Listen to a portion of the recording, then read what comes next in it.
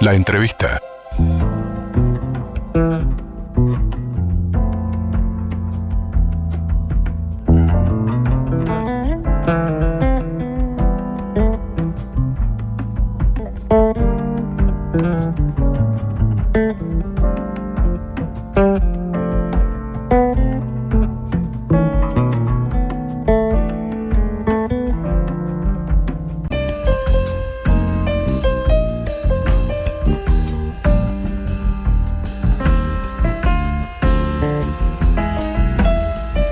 Nos proponemos a partir de este momento abordar un tema vinculado al INISA, al Instituto Nacional de Adolescentes. Ustedes saben que las autoridades del Instituto Nacional de Inclusión Social Adolescente, que esa es exactamente la denominación, solicitaron al Parlamento un incremento de su presupuesto, un incremento de 177 millones para 2023, porque en la rendición de cuentas no hay ningún artículo que refiera al INISA. En marzo la institución había consultado al Ministerio de Economía si habría margen para negociar antes de que el Poder Ejecutivo enviara el proyecto al Parlamento, pero la respuesta fue negativa del Ministerio de Economía. En junio volvieron a consultar y allí les dijeron que tenían previstas algunas reuniones, pero INISA no estaba incluida.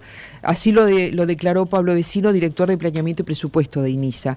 A fines de julio, los integrantes del directorio participaron de una sesión de la Comisión de Presupuesto y Hacienda de la Cámara de Diputados y advirtieron que con los recursos previstos en el presupuesto quinquenal no llegaban a fin de año. Según informaron sus autoridades, el INISA tiene un déficit de 60 millones de pesos anuales, alrededor de $1,5 millones. En la reunión, la directora representante del Partido Nacional, Rosario Pérez, fue categórica. Debemos decirles claramente que no podemos recortar nada de lo que venimos haciendo. Vamos a pensar positivamente, estamos haciendo todas las gestiones posibles con todas las bancadas para que nos asignen los recursos.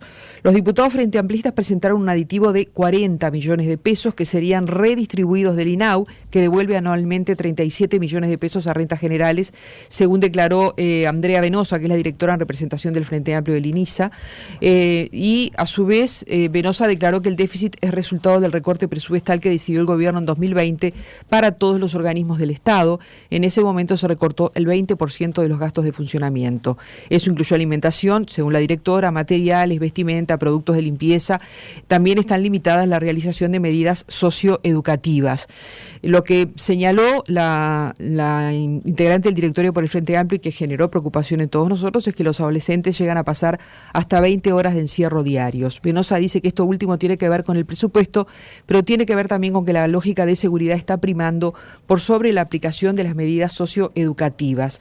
Vamos a conversar sobre todo esto, sobre las metas que tenía previstas el INISA, porque también eso está en la rendición de cuentas, una serie de metas que tenía propuestas para 2021. Vamos a ver en qué medida esos objetivos se pudieron cumplir y para eso vamos a conversar a partir de este momento con la presidenta del INISA, la socióloga Rosana de Olivera, socióloga egresada de la Facultad de Ciencias Sociales de la Universidad de la República. Muchas gracias por estar con nosotros, licenciada, un gusto. Un gusto para mí, muchas gracias a ustedes por invitarme y le mando un saludo a toda la enorme audiencia que tiene el programa. Muchísimas gracias. Lo primero que quiero preguntarles a propósito de esta preocupación marcada por los diferentes directores, pero también por usted como presidenta, sobre la necesidad de recursos para el organismo. ¿En qué medida ustedes están sufriendo el recorte de gastos? ¿En qué medida ustedes están sintiendo esa necesidad de mayores recursos? ¿Qué rubros son los que lo están sintiendo más? INISA es una institución muy nueva, tiene solo 7 años de creación, se desprende del INAU, son las primeras rendiciones de cuentas que hemos tenido en esta administración, o sea que todavía estamos ajustando en ese divorcio con INAU cuál es realmente el real presupuesto, porque hay asuntos que todavía no se han terminado de desprender de INAU. Ajá. ¿Verdad? Eso es lo primero que quiero aclarar. Con respecto al presupuesto, sí, nos hace faltan unos 60 millones para funcionamiento, que es, digamos, lo básico, por año, ¿verdad? Siempre a fin de año se pide un refuerzo al MEF y en alguna medida siempre algo nos terminan dando. Nosotros lo que hacemos es, bueno, como uno hace en su casa, si no puede, en diciembre no puede pagar la luz, la paga en enero con el presupuesto del año siguiente. Esa es la realidad, o sea que lo primero que nos preocupa es, bueno, tener un presupuesto que nos dé para terminar el año. Que no tengan que endeudarse. Exacto, que no tengamos que hacer eso porque no estamos pagando cuentas que de verdad tenemos que asumimos las responsabilidades en cuanto a administrar las medidas no privativas y privativas de libertad en relación a los adolescentes que están en conflicto con la ley penal, y tenemos que tener un presupuesto acorde para poder llevarlo. El mensaje más que nada es que tenemos hoy históricamente un número muy bajo. ¿Cuántos tienen en este momento? Son 270 adolescentes en privación de libertad. INISA tiene 13 centros de privación de libertad, 7 están en la Colonia Berro, muy cerquita de la ciudad de Suárez, entre Pando y Suárez, 5 están en Montevideo y 1 está en la ciudad de Minas. Después tenemos las medidas alternativas, que ese fue otro gran tema en el que nos paramos en esta rendición, porque también es potestad del INISA administrar las medidas alternativas a la libertad. Ahí tenemos unos 330 adolescentes con medidas alternativas, y eso sí, unos 140 todavía en el resto del país los tiene INAU, que es lo que estamos pidiendo, porque por la ley de creación nos corresponde a nosotros, y ahí también pedimos un presupuesto para poder avanzar en esa estrategia. Unos 100 adolescentes que están siendo monitoreados y en el seguimiento cercano con organizaciones de la sociedad civil que también nosotros contratamos, y después hay un espacio de unos 90 adolescentes que sí tenemos una oficina directamente de INISA que los manejamos nosotros. Eso es en cuanto a medidas alternativas a la privación de libertad, ¿verdad? Entonces, otro asunto importante, como decía recién, que pedimos es poder llevar adelante, cumplir con la ley, en definitiva, que es administrar las medidas alternativas. Ahí pedimos un presupuesto como para armar un par de equipos, unos 7 equipos, para empezar a poder... Ya visualizamos algunos lugares como, por ejemplo, Mercedes, que podría ser un lugar que ya está hablado con INAU, de que podrían darnos en comodato de la vivienda, en que allí está funcionando las medidas alternativas que manejan ellos. El otro lugar es Maldonado, empezar a hacer un pasaje gradual quizás, que sería lo más conveniente, o si no, simplemente como Estado, está en manos del Parlamento poder resolver que el presupuesto que tiene INAU hoy para las medidas alternativas simplemente lo transfiera al INISA, así como sus inmuebles y los funcionarios es simplemente un pasaje. La plata del Estado es la misma, simplemente que nosotros cumpliríamos con lo que nos corresponde, tener la responsabilidad, pero también tener el presupuesto acorde. Un poco creo que ese fue el mensaje en cuanto a la rendición de cuentas, esta última, es que nos paramos desde ahí. Y otra cosa importante, que por lo menos es prioritaria para esta presidenta, es la conformación de una academia. Nosotros tenemos unos 800 funcionarios de trato directo. Estos funcionarios son muy importantes para nosotros, porque son el modelo de adulto más cercano que tiene el joven. El joven está en contacto permanente con estos funcionarios, que son quienes los llevan al juzgado, los llevan a hacer deporte, los llevan al taller, los llevan al liceo. Esa figura tiene que profesionalizarse. Tener una formación acorde. Tiene que tener una formación profesional. No tienen formación, o sea, han ingresado o hemos heredado también funcionarios. En este divorcio que tuvimos con INAU, una parte de los funcionarios pasaron a ser funcionarios de INISA siendo antes de INAU. ¿Y qué preparación tienen? Bueno, no tienen preparación. Por eso digo que nosotros estamos... Ninguna. Bueno, tienen el liceo terminado, en fin, pero... Ajá. Claro, pero no tienen formación para estar con adolescentes de estas características. Nosotros estamos desde el inicio de esta administración... en un convenio con el Programa contra el Crimen Transnacional Organizado. Es la Unión Europea que ha creado academias penitenciarias en todo el mundo. Esta es la primera que crea con la especificidad adolescente, y eso también está muy bueno porque se está haciendo... ellos vinieron a conocer los centros de INISA, y a partir de allí ahora estamos en la etapa de armar la malla curricular, es el contenido que va a tener eso, porque para mí, o sea... Tengo clarísimo que tenemos que profesionalizar a esos funcionarios. Esos funcionarios tienen que saber cuál es su rol, cuáles son los límites, hasta dónde llegamos, en fin. Creo que una de las funciones más importantes, no solo para el INISA, sino para el país, ¿verdad? Y la formación va a empezar a partir de este acuerdo. El acuerdo ya está con el pacto, ya vinieron ellos acá, el 6 de abril pasado estuvimos en un evento en el NH donde se lanzó la red, la Academia Penitenciaria del INISA, y estamos ahora, surgió en la virtualidad realmente, todo este proyecto en el que nos sumamos, lo firmamos y avanzamos a través de videollamadas con la gente, con la especialista Chira Stefanelli, que es la que vino a Uruguay, porque está bueno esto de la mirada que tienen ellos de hacerlo acorde a la realidad de cada país. ¿Y va a funcionar en un lugar físico en Uruguay? Bueno, en INISA. En INISA mismo. Nosotros estamos acondicionando un edificio, pero más allá de eso, lo que entendieron pertinente, a mí me parece que está muy buena la propuesta, es que estamos en la etapa de formar formadores. Se visualizaron 30 perfiles de coordinadores. ¿Quién les va a dar clase? Exacto, pero además no podemos sacar a los funcionarios de los módulos. no los podemos sacar del centro para que vayan a capacitarse 4 horas todos los días, por ejemplo, porque no podemos dejar...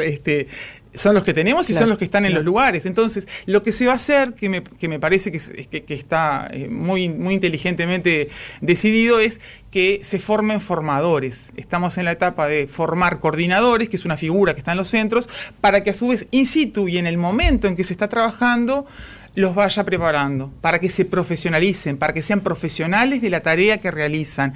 Y ese punto que a veces no se le da la importancia que tiene, yo estoy convencida que es por ahí. Tener personas idóneas en la tarea, que es muy específico además, porque tampoco no es lo mismo que un operador penitenciario de adultos, ni que hablar, porque estamos trabajando con adolescentes, sabemos que están en la etapa de la vida, como pasamos todos, de gran impulsividad, de que tenemos que encontrar nuestro proyecto de vida, de que reaccionamos de repente de alguna manera, más estos jóvenes que sabemos que vienen de entornos donde han sido vulnerados sus derechos, que vienen de entornos violentos, que vienen de tener, más del 50%, dice el censo, vienen de tener de familias que se vinculan al delito. Entonces, tenemos, el funcionario de trato directo en INISA tiene que ser una figura muy especial y tiene que estar capacitado para eso. Así que, bueno, y ahí también pedimos algo de presupuesto para la conformación de la academia, que me parece que es muy importante. Dentro de las metas del INISA se habla de acciones transversales, ¿no? Y ahí se menciona, bueno, el trabajo, la educación, la salud, el deporte, por ejemplo. ¿Cómo debería ser esa coordinación pensando en el futuro? Yo creo que el deporte fue, ya que lo mencionás, fue una de las herramientas más importantes que tuvimos en la pandemia. La verdad que fue un desafío enorme llevar adelante 13 centros de privación de libertad con adolescentes en medio de una pandemia, cuando de repente me llamaban y me decían, todos los funcionarios del módulo de tal centro se va porque hubo alguien con un contacto. O sea, fue realmente un desafío donde no teníamos actividades de otro tipo, porque no había secundaria, no había UTU, no había talleres, no había nada. Entonces el deporte, nosotros pusimos un profesor de educación física en cada centro, y me parece que el deporte en estas edades, bajamos los niveles de violencia. Si es un deporte en equipo, hay que cumplir con reglas de juego, hay que ser humilde, hay que pasarle la pelota al otro, porque el otro, o sea, jugar en equipo. Sí, el deporte transmite determinados valores, esos mensajes, me parece que fue una bandera que, la verdad, yo soy deportista y sé lo que el deporte me ha dado, y se lo transmito a mis hijos, y también se los quise transmitir a los jóvenes de INISA, porque me parece que fue una herramienta muy, muy importante. ¿Y todos tienen acceso a esa posibilidad del deporte en INISA? Bueno, por supuesto que los esfuerzos se han redoblado desde el directorio permanentemente. Se ha invertido un 50% más, por ejemplo, en compra de redes, aros, armado de canchas. Ahora tenemos una experiencia muy buena que se ha hecho en Argentina, que se llama el modelo Espartanos, capaz que lo han escuchado. Hace 13 años... Espartano da un poco de miedo. No, si ustedes googlean, Espartanos es esta estrategia que le ha llevado 13 años en Argentina, tener módulos específicos. La herramienta es el rugby, digamos, la zanahoria es el rugby, pero ¿lo conoces? Sí. Bueno, pero después tiene una parte de espiritualidad. Bueno, en Argentina son muy religiosos, capaz que puede ser algo de yoga, otro tipo de espiritualidad, y el trabajo. Y a través de la Asociación Civil Halcones, que ingresó al sistema simplemente visitando a los adolescentes que no tenían familia, así empezaron ellos en el INISA hace un tiempito atrás. Los sábados iban con unos bizcochos o algún refresco, y aquellos jóvenes que quedan, imagínense, todo el domingo o el jueves viene toda la visita, y de repente hay 2 o 3 que nunca reciben visita por diferentes motivos. Esta asociación civil ingresa en INISA con esa función, y hoy están llevando adelante, porque también están participando de algunos congresos y comunicándose con espartanos de Argentina, y la verdad que da muy, muy buenos resultados. La idea es tener también, como en Argentina, módulos separados del resto, que se levantan a las 8 de la mañana, practican rugby, ordenan su habitación, limpian y tienen como otra perspectiva. Nosotros lo que queremos es que los jóvenes, los adolescentes que están en el sistema, encuentren su proyecto de vida. ¿Saben qué me ha pasado? De que a veces, el otro día inaugurábamos un curso de gomería y mecánica ligera, y un joven, cuando terminamos de presentarlo, se me acerca y me dice: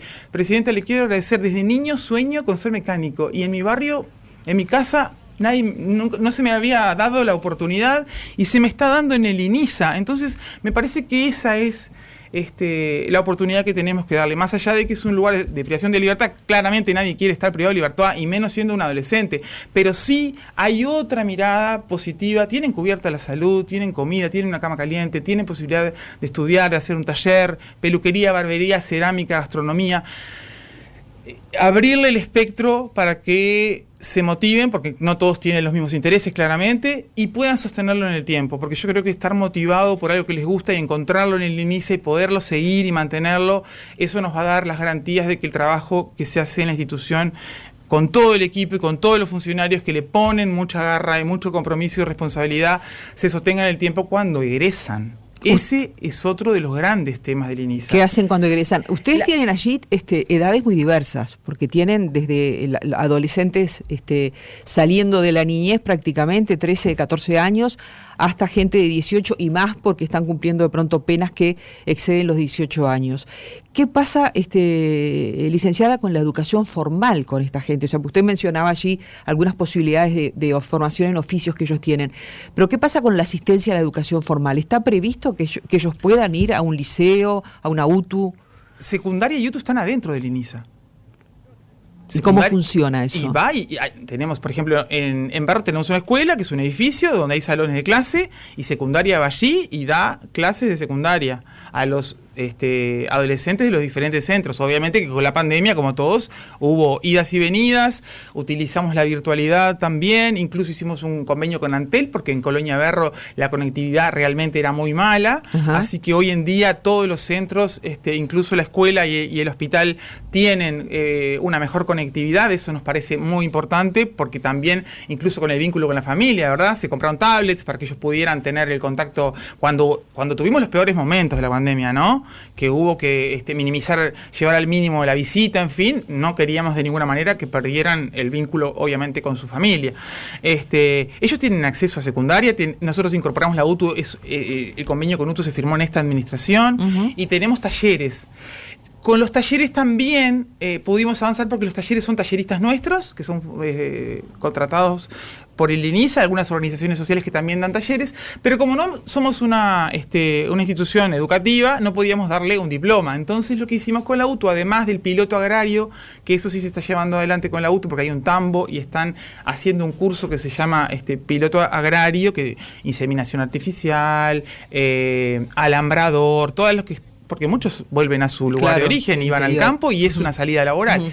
Entonces, la acreditación de saberes, que es otra estrategia que tiene la UTU, y a nosotros nos viene muy bien, porque nosotros les damos los talleres, como decía recién, con talleristas nuestros o con organizaciones sociales, y la UTU viene y va acreditando saberes. Por ejemplo, estabas participando del taller de peluquería y el brushing te salía espectacular, pero no tenés el brushingista, ¿no? Sabemos lo que vale cuando vamos a buscar trabajo tener el diploma. El diploma.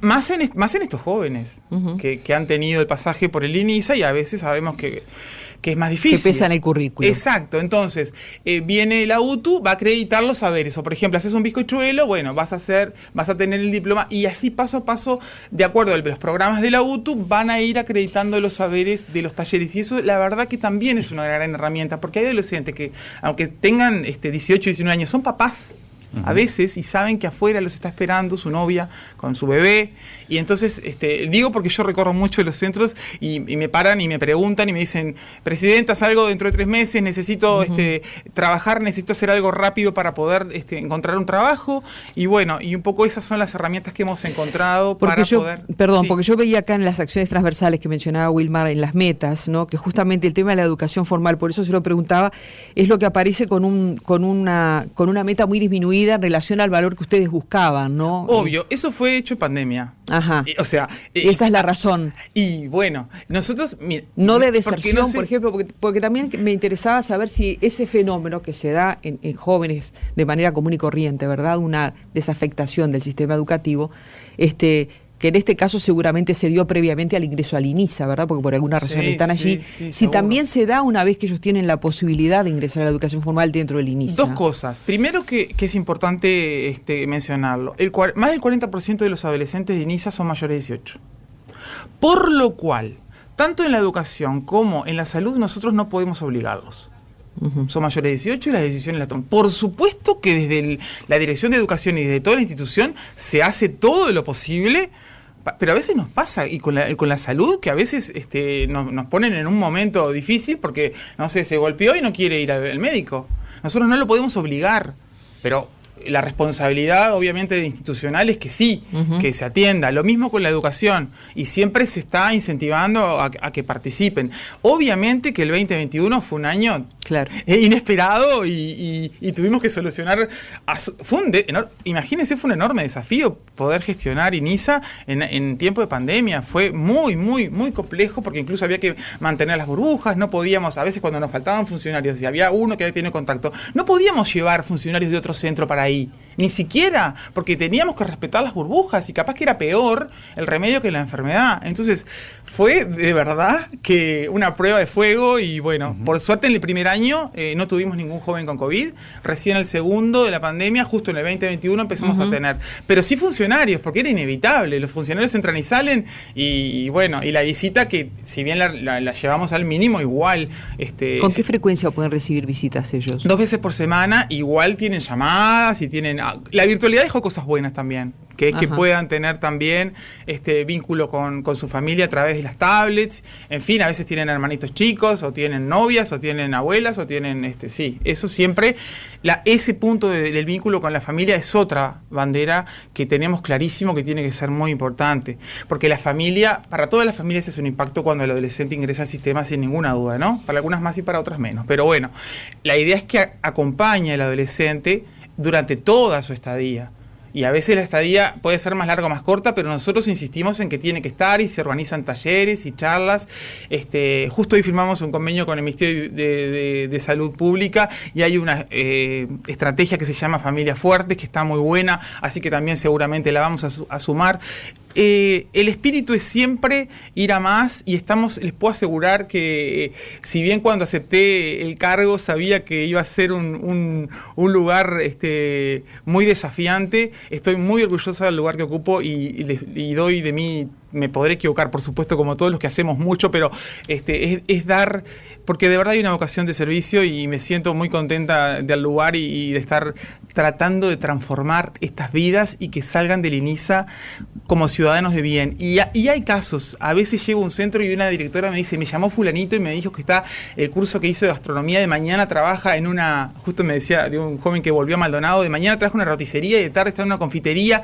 Y bueno, esas son las historias positivas que esta presidenta quiere contarle a la gente, porque lamentablemente siempre salimos a la prensa con los motines, con los conflictos, bueno, con la falta de presupuesto, pero hay historias positivas para que la gente sepa, y estos jóvenes tienen que tener la oportunidad de, si se equivocaron o están en condiciones dificultosas y cometieron un delito, puedan tener una oportunidad de hacer ese clic. No, obviamente que no son todos, pero muchos, por lo menos darle la oportunidad. Y después... A propósito de eso, hay como un montón de prejuicios en torno al INISA, ¿no? En torno a cualquier centro de rehabilitación. ¿Le pasó eso, de llegar con prejuicios, y cuando entró le cambió un poco el panorama?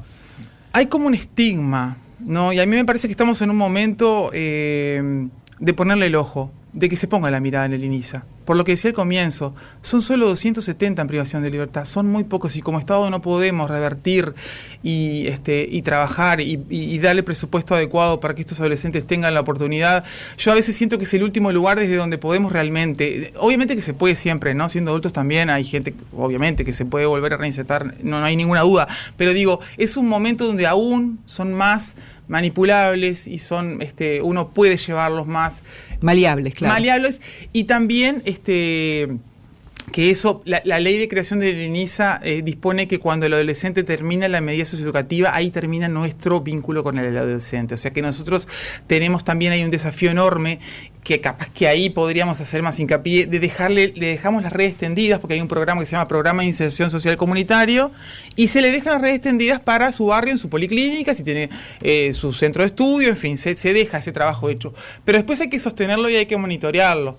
Entonces ahí es la interinstitucionalidad. Nosotros hemos cumplido con la ley, con los consejos consultivos honorarios, donde invitamos a todas las organizaciones del Estado todas, Ministerio de Salud, Ministerio de Vivienda, INJU, Ministerio del Interior, todos los organismos, organización civil, por supuesto, todas las organizaciones, UNICEF, en fin, para juntarnos una vez cada 3 meses y poder mejorar este sistema. Es un sistema.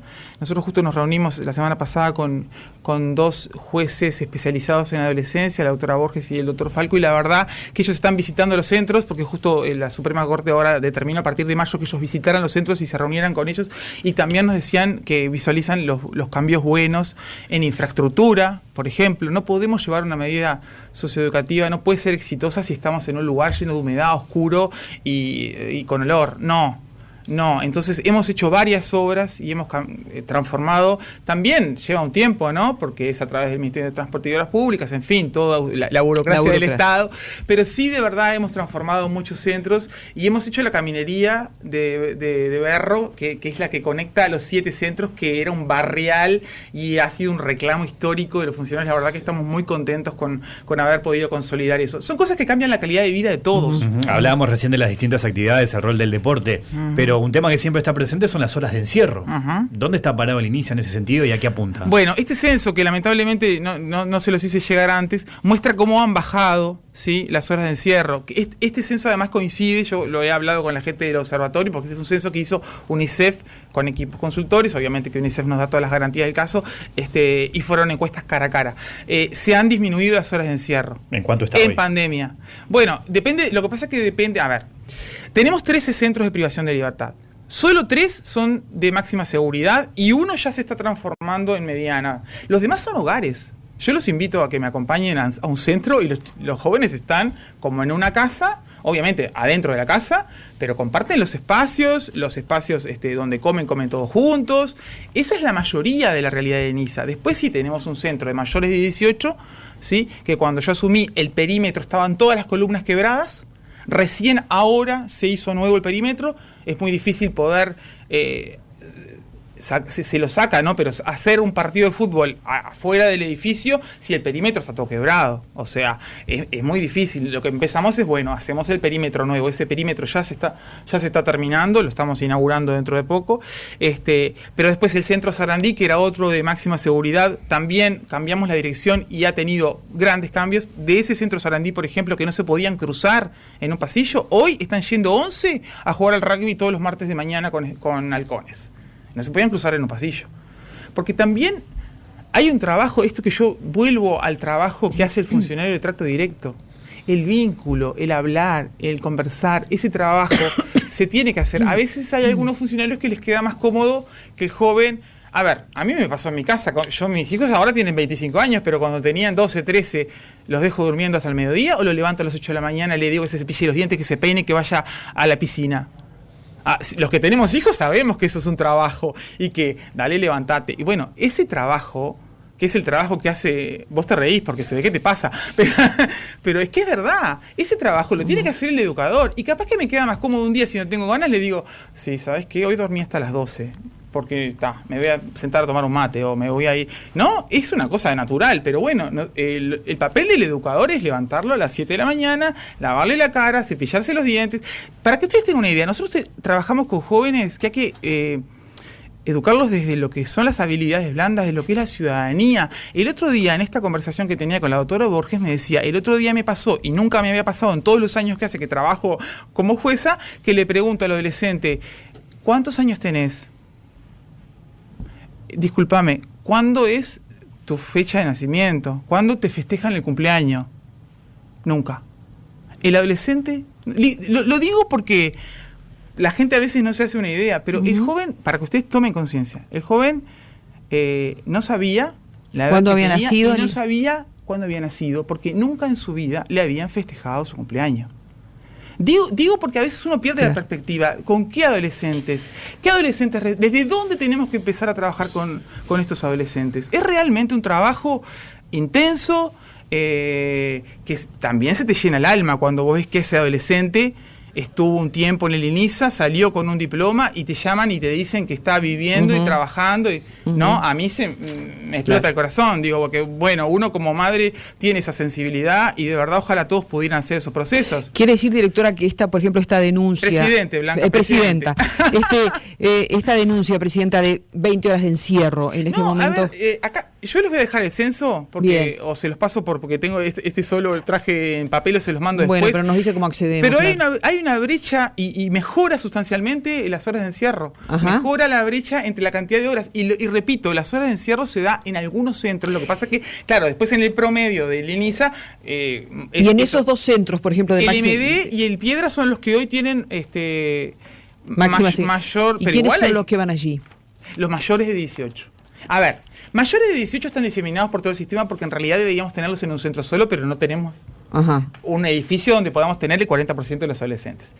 De todas maneras, que sea mayor de 18 no quiere decir que sea conflictivo. Tenemos un montón de mayores de 18 que tienen un excelente comportamiento, que se suman a todas las propuestas. Sí tenemos en el centro mayores de 18 de Colonia Berro los mayores de 18 más complicados. ¿Sí? Ese es el que yo les dije recién, que el perímetro, cuando asumimos, estaba todo quebrado. Las columnas partidas. O sea, es muy difícil poder avanzar en otro tipo de estrategia cuando ni siquiera podemos tener la infraestructura. Es lo primero que tenemos que tener para tener... Pero también en esos lugares usted diría que las horas de encierro bajaron. Tengo los promedios.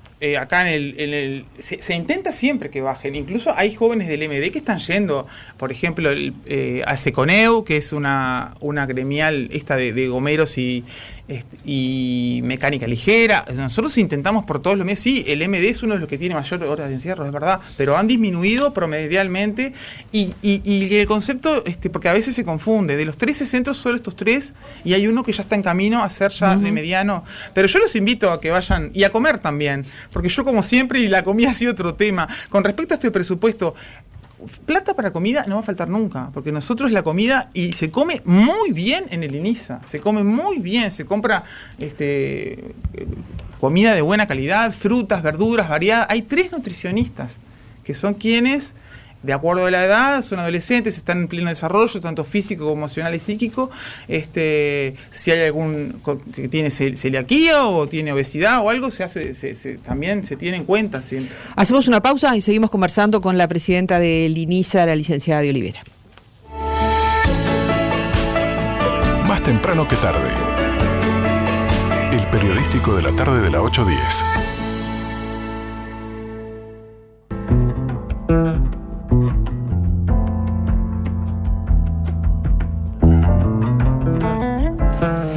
Tenemos que prácticamente despedir a la socióloga Rosana de Olivera, presidenta de INISA, pero antes de irse, y muy brevemente en 2 palabras, hablábamos del prejuicio que tiene la sociedad contra el INISA, contra los jóvenes que tienen el INISA, también contra los funcionarios, también el prejuicio a propósito del destrato, a propósito de mal uso de medicación, a propósito del tema de las agresiones, a propósito del tema de los intentos de eliminación. La consulta es, y de autoeliminación quiero decir, la consulta es, a nivel del sistema político, ¿ustedes notaron que existe ese mismo prejuicio o creen que hay una imagen diferente? Porque de acuerdo al censo que usted maneja, UNICEF, hay algunas de esas cosas que cambiaron, o varias de esas cosas que cambiaron. Digo, de tal manera que realmente puedan acceder a ese presupuesto que piden. Bueno, creo que tendríamos que ser lo suficientemente inteligentes para visualizar cuál es la realidad que se está viviendo en cuanto a lo que es seguridad pública. Nosotros INISA es el inciso 35 de seguridad pública. O sea que me parece que poner la mirada en el INISA sería inteligente, por lo menos. Yo participé en algunas instancias internacionales y el presupuesto para que se otorga para un adolescente comparado con un adulto es de 3 o 4 veces mayor. Si comparamos cuánto se invierte en un adulto y cuánto se invierte en un adolescente. ¿En el mundo? Sí, en Francia puntualmente. ¿En Uruguay? No tengo ese número, pero digo, es un mensaje y no me voy a comparar con Europa, porque claramente la realidad de América Latina es distinta, pero creo que sí es tiempo de que y también conversando con otros colegas de América Latina, sabemos que en otros países existen las pandillas, existen las maras, asuntos que todavía acá no tenemos, pero me parece que es importante que empecemos a poner la mirada. Ultimísima, a propósito de todo el cambio que ha tenido el tema de la inseguridad en Uruguay, ¿usted nota que hay ingresos que están vinculados contra ese nuevo tipo de inseguridad inseguridad vinculado al narcotráfico. El censo claramente lo menciona y el Observatorio de INISA concuerda. Bajamos un 20% con respecto al 2018, un 20% el ingreso por rapiña. Era un 70 y algo, 70 y poco en 2018, ahora tenemos un 53. Era un 72 y tenemos un 53 en 2021. Baja, sí. Pero se corre porque aumenta del 2% al 11% la vinculación con delitos vinculados justamente a la droga o al narcotráfico. O sea que hay ahí un corrimiento, sí. Presidenta, de acuerdo a lo mismo que pasa con adultos. Presidenta de INISA, Rosana Olivera, la libero porque tiene otra nota en otro medio. Muchísimas gracias por su tiempo. Gracias a ustedes y estoy a las órdenes. Hasta pronto. Más temprano que tarde. El periodístico de la tarde de la 8:10.